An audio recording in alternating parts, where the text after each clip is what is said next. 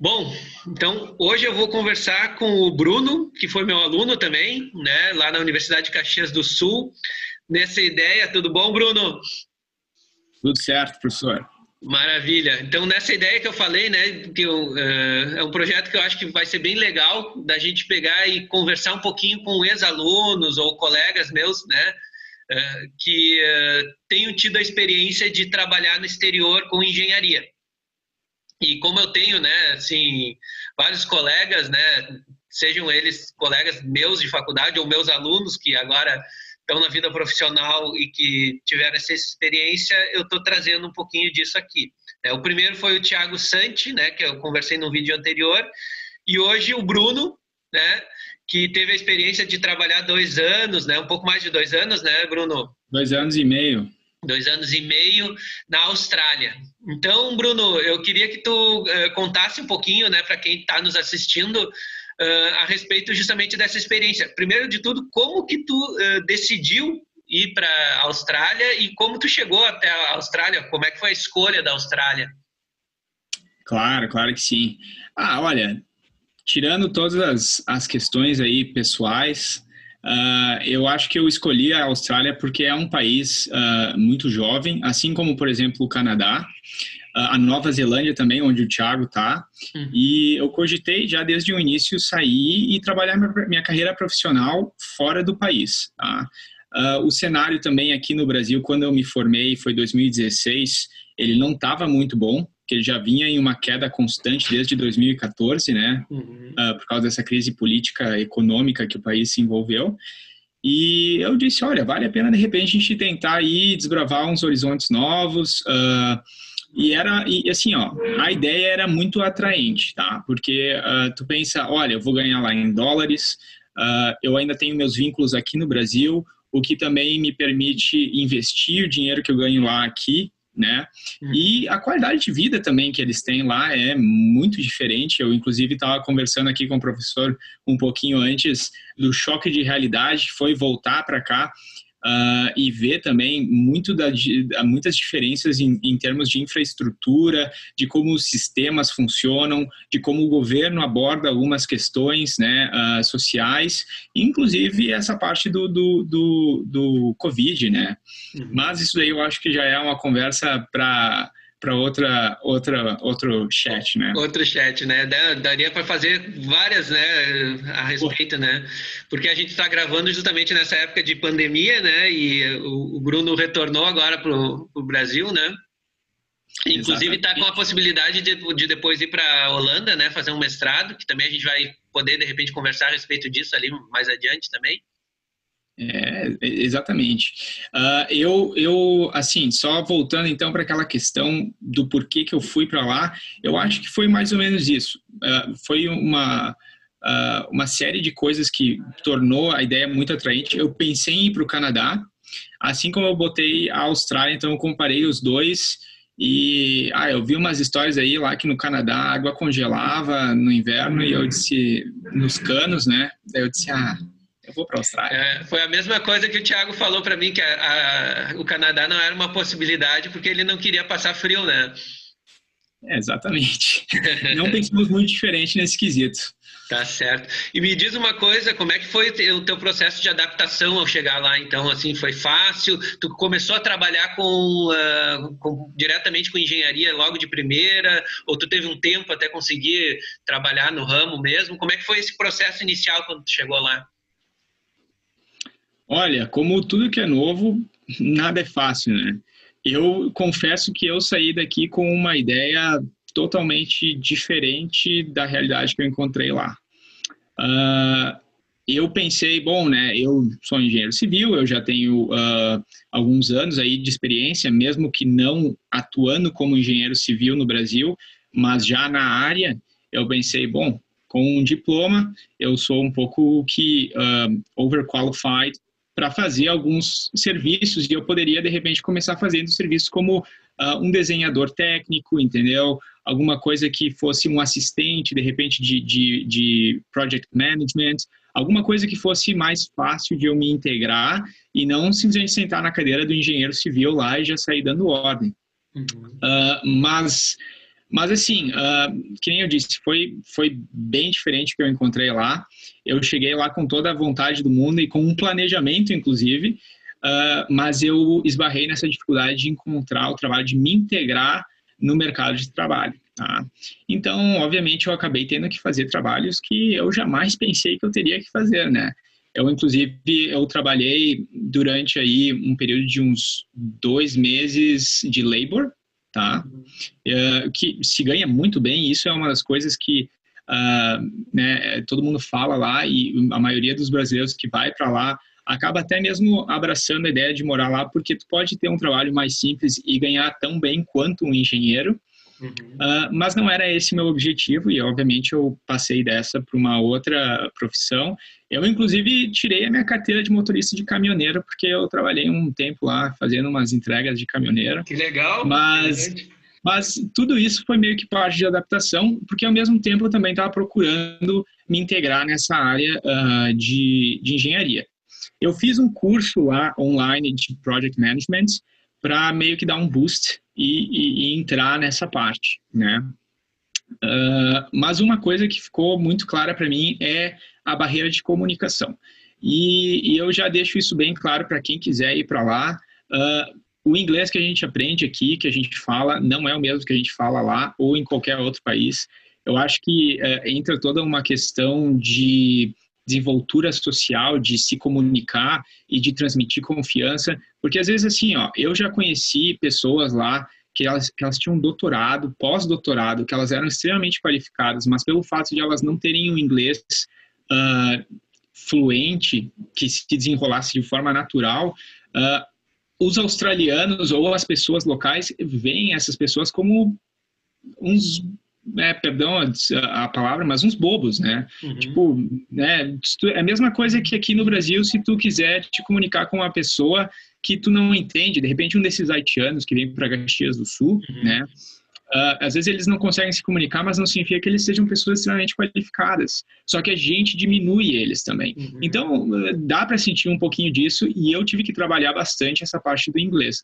Uma vez que eu consegui meio que quebrar essa barreira da comunicação e realmente me integrar bastante com os grupos mais de australianos lá, eu comecei então a entrar mais nessa área da engenharia, e eu consegui um trabalho numa área regional por causa do meu visto, né, no caso, e eu comecei então de novo como labor, mas o meu chefe lá disse, não, peraí, cara, tu é engenheiro civil e tu tá trabalhando de labor, não, vem para o escritório que eu tenho um par de coisas aqui para te fazer e vamos ver como é que tu te vira. E, obviamente, o fato de ter as oportunidades acabou me ascendendo aí dentro dessa empresa, né? Mas, tirando a comunicação, o visto é muito importante, e eu acho que, eu não sei se o Santi também entrou nesse quesito, mas assim, dependendo do visto que tu tem, é muito mais fácil de tu conseguir um trabalho dentro do ramo que tu quer, né? Então, eu tive que remar e encontrar um jeito de contornar isso do visto, porque o meu visto era um visto de trabalho temporário, não era nem de estudante. Claro. E mesmo assim foi complicado achar o caminho das pedras aí, mas no final eu acabei entrando aí numa empresa, numa construtora, e fazendo mais essa parte aí de project management.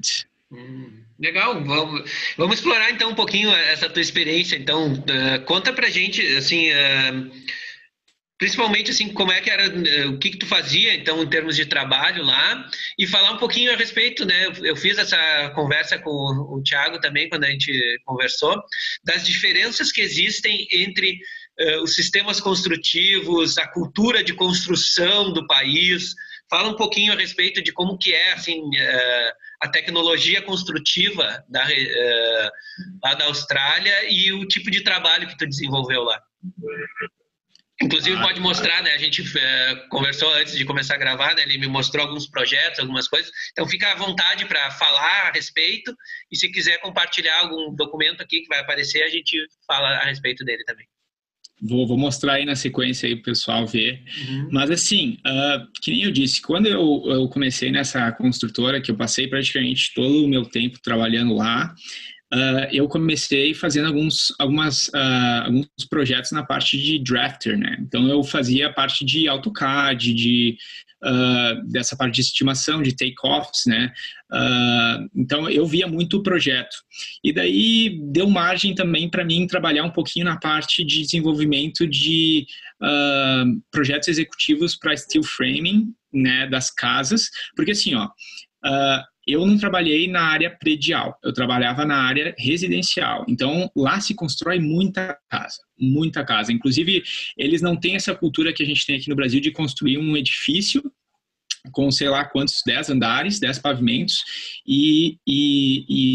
os brasileiros geralmente são mais adeptos dessa questão dos edifícios, também pela segurança, enfim, das comodidades, mas se não é numa cidade grande lá, eles preferem ter a própria casa, porque o preço é muito empatado, sabe? Entre tu comprar um apartamento de 100, 120 metros quadrados e pagar $500.000, eles preferem construir a casa deles lá com, sei lá, 250, 300 metros quadrados pelo mesmo preço, né?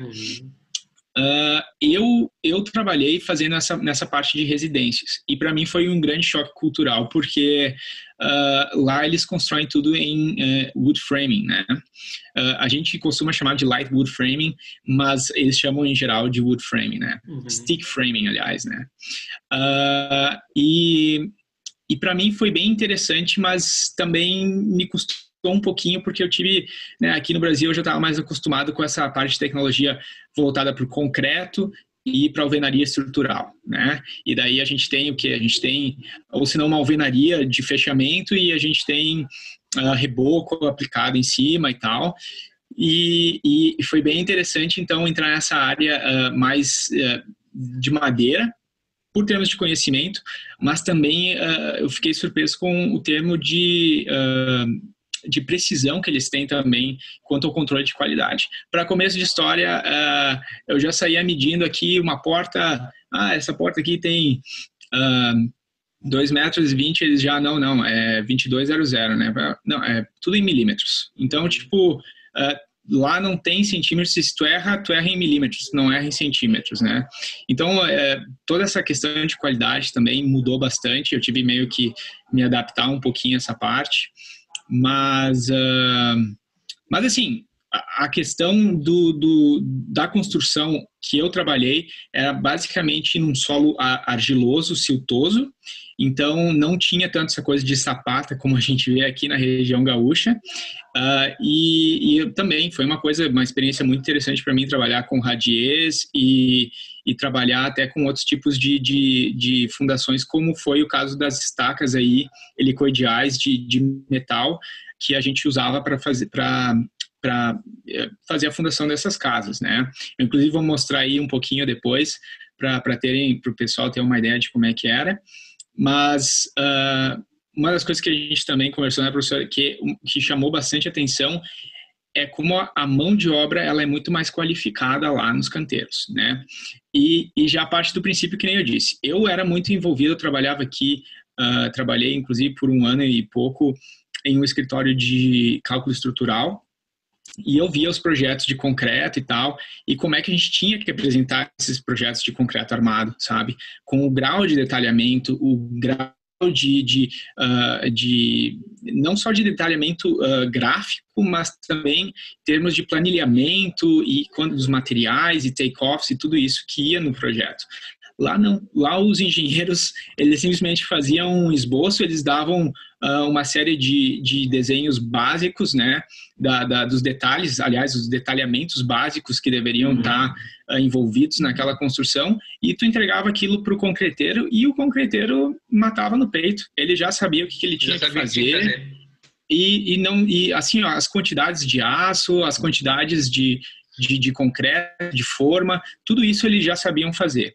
A mesma coisa com os carpinteiros, a mesma coisa com o pessoal que fazia steel frame, a mesma coisa com os caras que faziam os plumbings, né, os encanadores de telhados, os encanadores das partes de água sanitária, enfim. Tudo era já a mão de obra lá, ela para chegar num canteiro de obra, ela tem que ser certificada.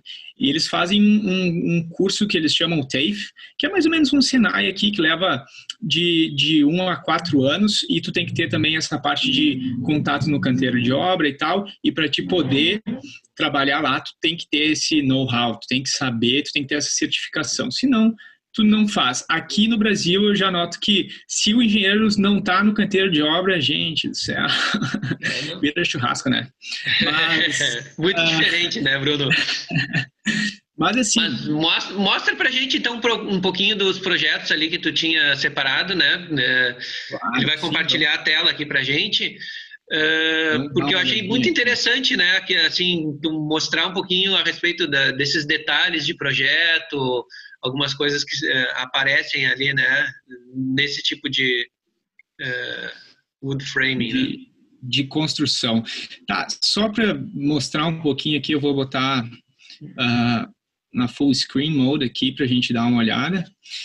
Mas assim, isso daqui que a gente está vendo é basicamente a base da casa, tá? Que é como se fosse o slab da casa, que ela é feita de metal, tá? Então ela é feita com esses metais em formatos esses perfis C, né?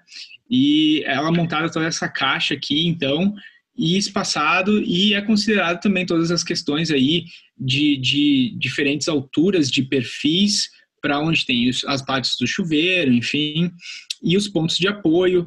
Embaixo, por exemplo, não sei se dá para ver muito bem, mas dá para ver, sim. A gente tem aqui um RHS, né, que é Rectangle Hollow Section, que é basicamente um tubo retangular, né, é mais ou menos isso daqui, que dava toda essa estrutura também, e a gente usou esse daqui porque esse projeto, em especial, a gente teve que transportar os módulos da casa para uma outra cidade, tá? Esse até foi um projeto especial aí, que eu acabei garimpando aqui meio para mostrar, mas a gente trabalhava nessa parte residencial, como eu tinha comentado antes. Então, eu fiz esses desenhos, tá? Eu acabei sendo, até tá aqui, ó, meu nome, que bonitinho, que orgulho, né? Mas, enfim, eu fazia essa parte, então, e esse daqui é o projeto arquitetônico da casa, basicamente. O que a gente via na outra é só essa seção aqui, né? Porque essa parte aqui do carport, que é a garagem, a gente concretou, né? A gente fazia a concretagem. E vou até voltar aqui, essas bolinhas aqui, esses X, eram as nossas fundações, tá? Que nada mais eram do que a gente chamava de screw piles, que está aqui no cantinho, né? Que são basicamente estacas metálicas com uma hélice na ponta, né? A gente acabava, inclusive, o nosso fornecedor comprava isso da Coreia do Sul. E lá eles têm bastante contratos, então tratados internacionais, é bem fácil conseguir esses materiais também lá. Mas vamos lá, então. As casas, enfim, elas têm o quê? 150 metros quadrados, elas não eram casas muito grandes, né? Isso contando a área externa e interna. Aqui a gente tem uma elevação da casa, mais ou menos não, é a elevação da casa, que a gente consegue ver as dimensões, como é que ela era, os detalhes. E assim, se tu parar para ver, esses desenhos aqui, eles são os desenhos de execução. Isso daqui a gente entregava na mão do pessoal lá e eles já saíam construindo, sabe? A parte elétrica e uma coisa que é curiosa, não tem a parte, por exemplo, de encanamento, tá? Porque o encanador já sabia o que tinha que fazer. Ele olhava aqui os pontos onde tinha a privada, o chuveiro, a laundry aqui, né, as pias, enfim. Ele já dizia, beleza, onde é que fica aqui no canteiro de obra a parte de encanamento, e ele já conectava tudo. Então, isso daí era uma das coisas que me chamou bastante atenção quando eu vi. Porque possivelmente os projetos já eram tão previamente pensados, a compatibilização, né, dos diferentes sistemas na hora da concepção de projeto, que isso já facilitava, né? Tu não precisava fazer que nem a gente faz aqui, né? O arquitetônico é criado e aí eu tenho que adaptar o arquitetônico ao elétrico ou elétrico arquitetônico, depois vem o hidrossanitário e a gente vai trabalhando em adaptações de projeto que geram um ciclo infinito, às vezes, né? Exato, exato. E às vezes é aquela coisa de ter que conversar com outros profissionais e tal, de ir e vir essa informação, às vezes ter que mudar, acabava dificultando um pouquinho, sabe? Mas era uma coisa que, no final das contas, a gente acabou... eu acabei me adaptando também e eu, às vezes, eu queria até ser mais detalhado em passar as informações e meu chefe dizia assim, não precisa, eles são pagos para fazer isso daí, não tem que ficar fazendo. É até engraçado. Legal. Mas aqui dá para ver, por exemplo, a vila que a gente entregou essas casas, tá? É só para uma visão geral aqui. E então, aqui a gente tem uma foto que mostra a gente já fazendo a instalação das estacas helicoidais, né? Que eu comentei antes. A gente faz toda essa parte por GPS, tá? Então, a gente simplesmente ia lá com o GPS e fazia essa marcação. E a marcação do nível, obviamente, porque depois a gente acaba cortando essas estacas para colocar a casa em cima delas, né? Vou mostrar aqui um pouquinho mais também o que a gente tem em termos de vídeo. Aqui dá para ver já as estacas colocadas e a parte onde ia ficar a garagem, que a gente ia concretar mais tarde. E aqui a gente conseguiu tirar uma foto de drone que mostra bem, ó. Essas são as fundações, então os módulos eles vêm depois, a gente coloca os módulos em cima dessas estacas e aqui a gente tem toda a parte de drenagem fluvial, enfim, a parte de esgoto ficava na parte de trás. Esse era o nosso canteiro, que esse projeto envolveu 2 casas apenas, né? Deixa eu ver aqui o que mais. Aqui dá para ver eles trazendo os módulos da casa para dentro do canteiro e até para fins de curiosidade aqui do lado da foto dá para ver que eles fazem mais ou menos o mesmo processo. Então eles constroem a casa toda em madeira, depois que a casa está pronta eles também fazem esse mesmo processo, mas isso era uma empresa diferente que trabalhava ali nas proximidades. E essa daqui é a casa já instalada no lugar, dá para ver direitinho aqui aquelas seções retangulares que eu comentei antes, a parte de drenagem, enfim, obviamente aqui cabe fazer todas as finalizações dela, né? Mas esse era o produto final. Depois a gente fazia a parte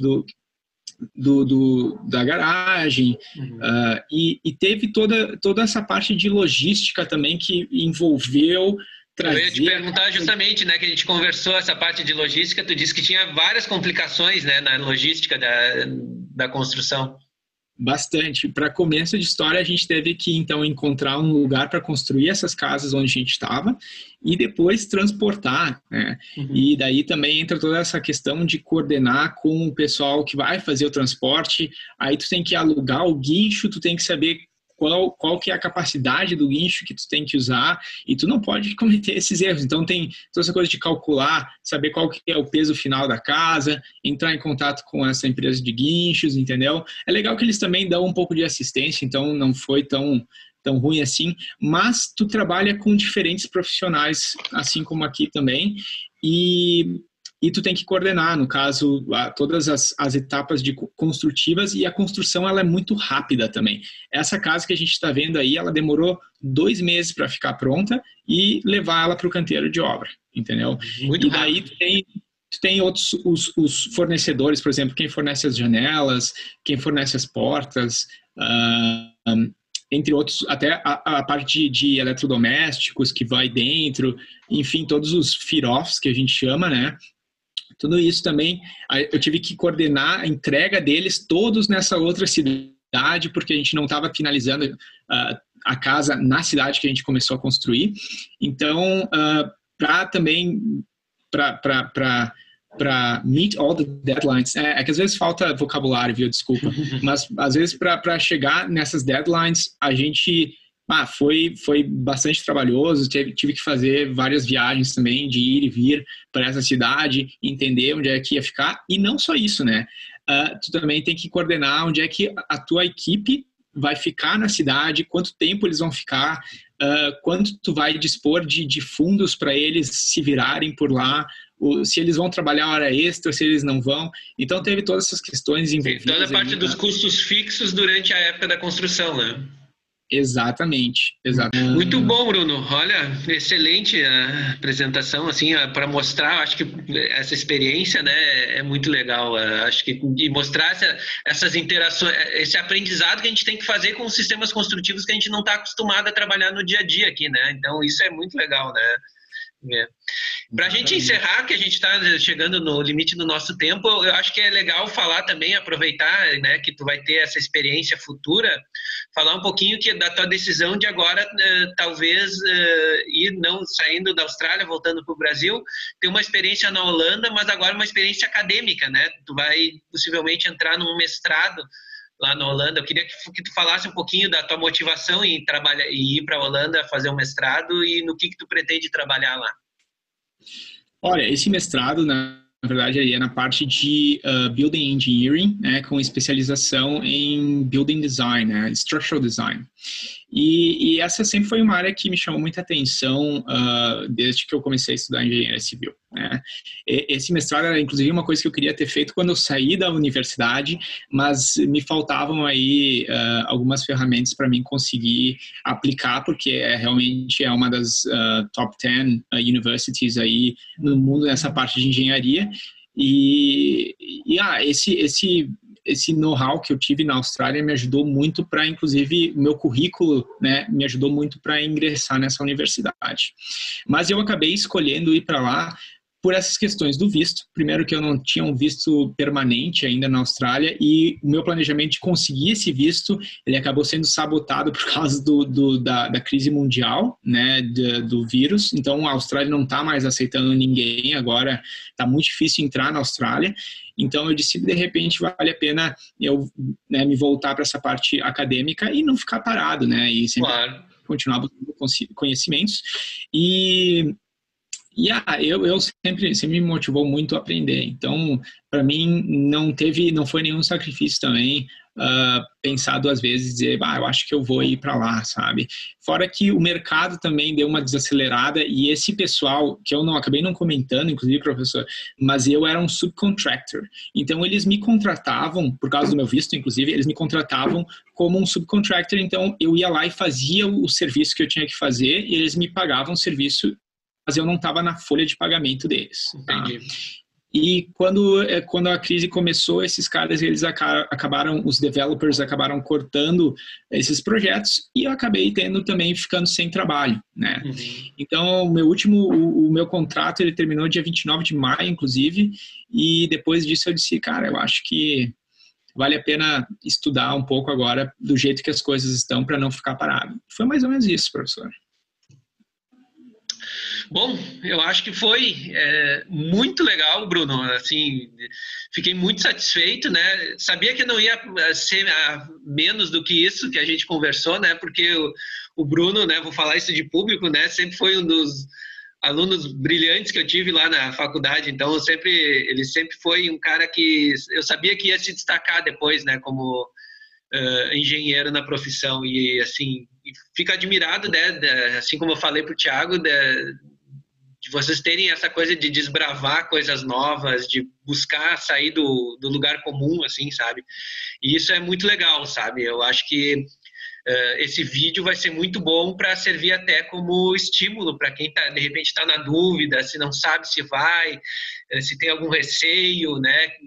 Se que tem a curiosidade de saber como é que funciona. Então foi muito legal, Bruno. Assim, te agradeço a tua disponibilidade de vir conversar com o velho professor aqui, né? Respeito Sempre um prazer, professor. Eu fico bem feliz. Eu disse pro Thiago, né? Assim, uma das coisas legais dessas coisas que eu estou fazendo agora, de publicar coisas na internet e vir conversar com vocês, primeiro, claro, mostrar essa experiência de vocês, que eu acho que é o principal do vídeo, mas querendo ou não, ter essa possibilidade do reencontro, né? De rever os alunos, né? Que eu lembro com tanto carinho. Então, obrigado, Bruno, assim, de verdade, né, por ter se disponibilizado a vir conversar. E vamos ver se a gente tiver uma outra oportunidade de, eventualmente, fazer algum vídeo diferente. sinta-se convidado desde já, né? E já desde agora já te desejo sorte, né, nessa empreitada na Holanda aí, vai dar tudo certo, eu tenho certeza.